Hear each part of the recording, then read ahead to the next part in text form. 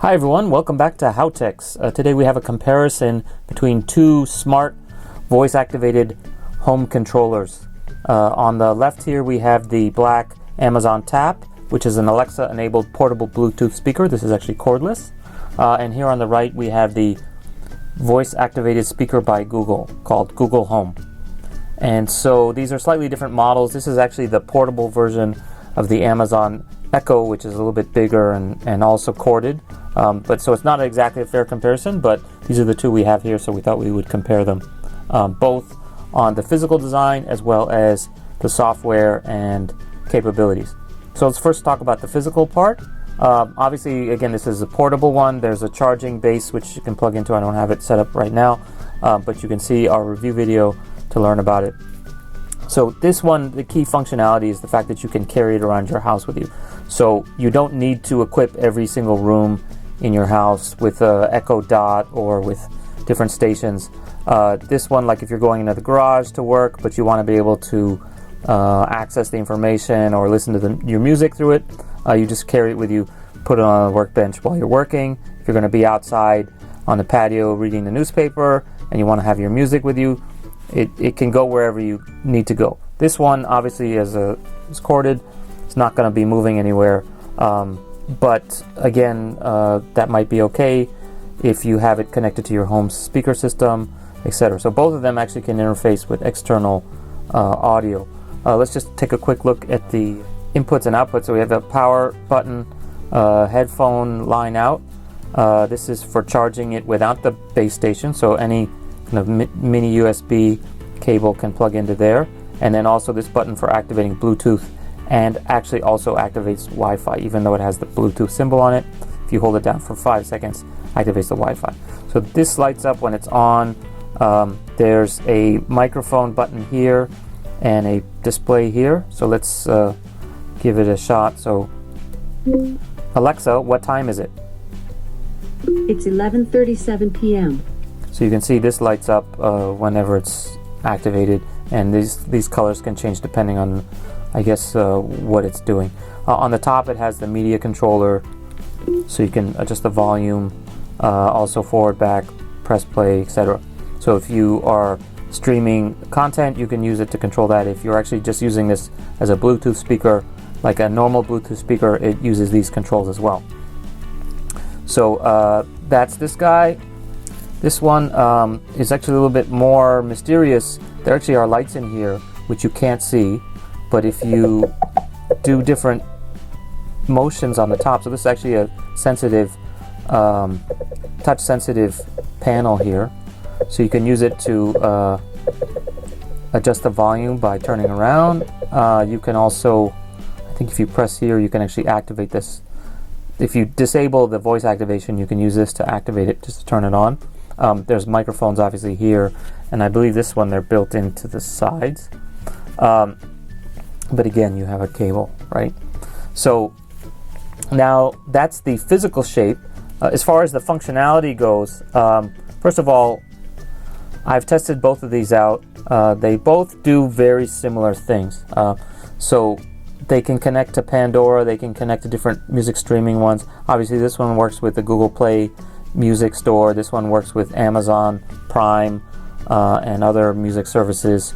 And so they can play your content. This one can interface with Google Chromecast, so it can actually send video to your TV. There's probably something similar with Amazon Prime video service as well. They both can control media players. They both have these personal assistants, and they can both send you information and be used for things like updating your to-do lists, or finding out what your upcoming appointments are. So they can both interface with your personal information if you make that information available either through your Amazon account or through your Google ID.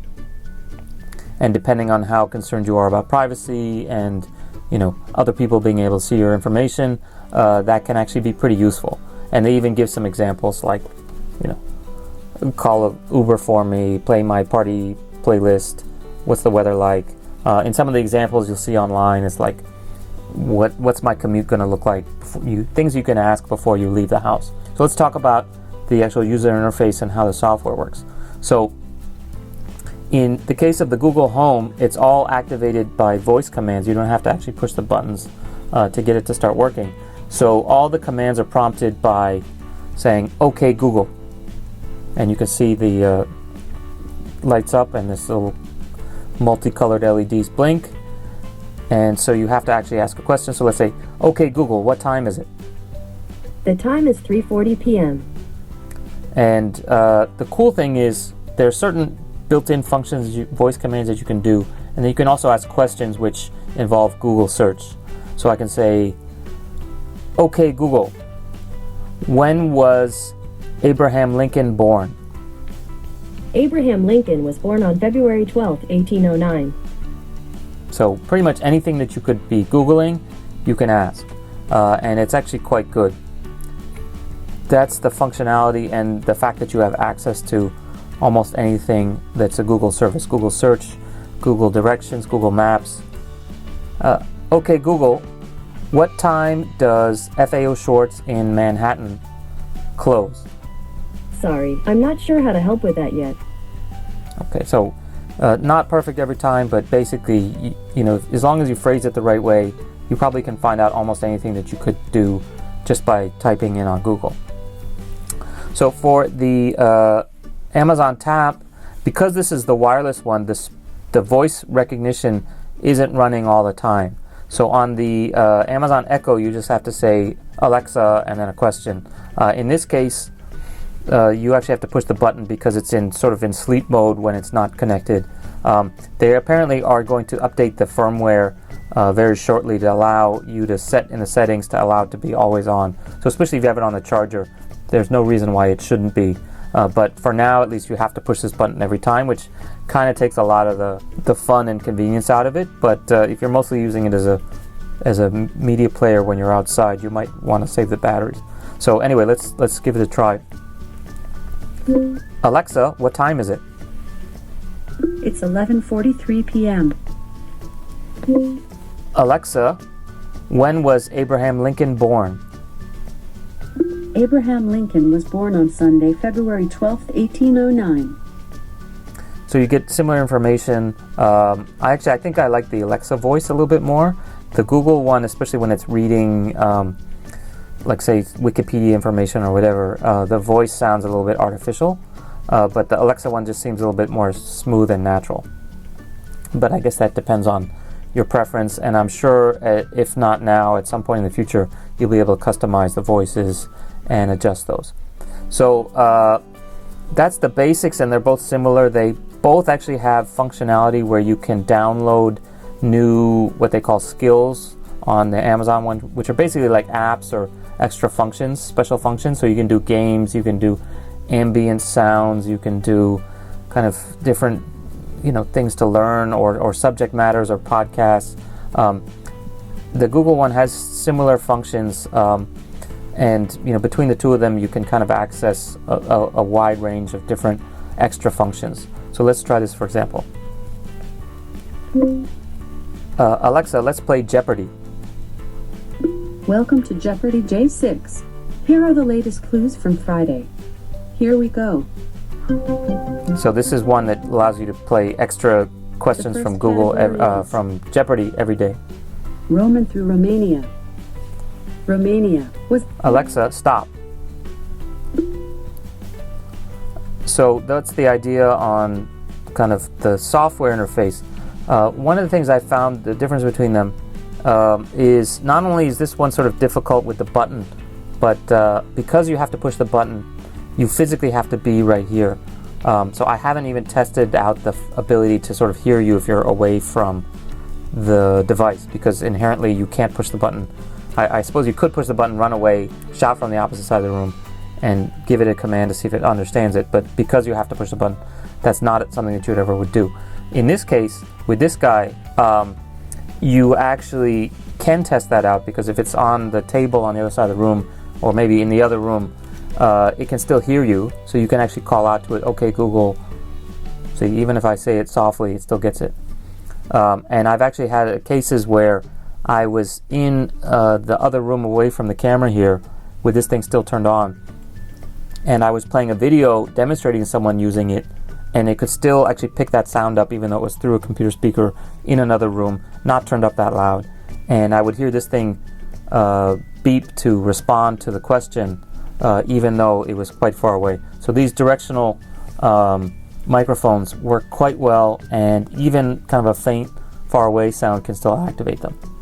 You know, I think hardware wise this one might actually be superior. Inherently this one's limited by the fact that it's a wireless one and the button needs to be pushed every time. So the question is, which of these is better? After using them both, I think, as I mentioned, I think I like the voice on the Amazon one more, but functionality wise there's definitely something about this guy which I like a lot, and it's basically the Google services. So because it has access to all of Google search and all of the other Google things, it definitely can do some things better and sing things that you can't necessarily do on here. So for example, okay Google, how do you say I love you in Korean? 사랑해. So it can speak Korean, it can translate things here. Okay Google, how do you say thank you in Chinese? 谢谢. Okay Google, how do you say where is the library in Chinese? 图书馆在哪里? Wow, that's pretty good, right? So you could actually have, I don't know, you could have a exchange student come to your house and speak to you entirely through your Google Home. Let's try this guy. So on the Amazon tab, can you do the same thing? Alexa, how do you say I love you in Korean? I can't pronounce it, so I've sent the answer to your Alexa app. You can also enable a translation skill from the skills store. So apparently it can do it. It can do it to some degree using the app visually, but it obviously doesn't have the ability to play the foreign language built in. I can try the skill, but you know, the fact that you have to actually go in and download it through your app or read it through the app on your phone is clear proof that this guy has some functionality that's unique. One of the other things with these two is they both have some kind of fun Easter eggs. So you can ask, okay Google, tell me a joke. If a short psychic broke out of jail, you would have a small medium at large. Aha! Okay, let's try the Amazon. Alexa, tell me a joke. What's a pirate's favorite exercise? The plank. Okay, there you go. Alexa, tell me another joke. Why did the chicken hold a seance? To get to the other side. Okay, these are pretty bad. Okay, Google, tell me a joke. One joke coming up. What's the first thing a monster eats after he's had his teeth checked? The dentist. Haha. Okay, so you can have fun with these all day. I think apparently kids really like to do this kind of stuff. They also can answer math questions. They can do a lot of stuff. Okay, Google, what is 865 divided by 6.43? The answer is approximately 134.526. Alexa, what is the square root of 95? The square root of 95 is 9.75. So, interesting to see how this affects kids doing their arithmetic homework. If you can just ask the computer all the time, you maybe will never learn to do math on your own, but that's probably okay in the future. So anyway, functionality-wise, I think I still prefer this guy. I don't have the Google Play and the Amazon Prime music library set up, so I can't really compare the music capabilities too much. Sound-wise, they both sound pretty good. You can play some podcasts and whatnot on here, so let's see. Alexa, play Z100. Z100 on TuneIn.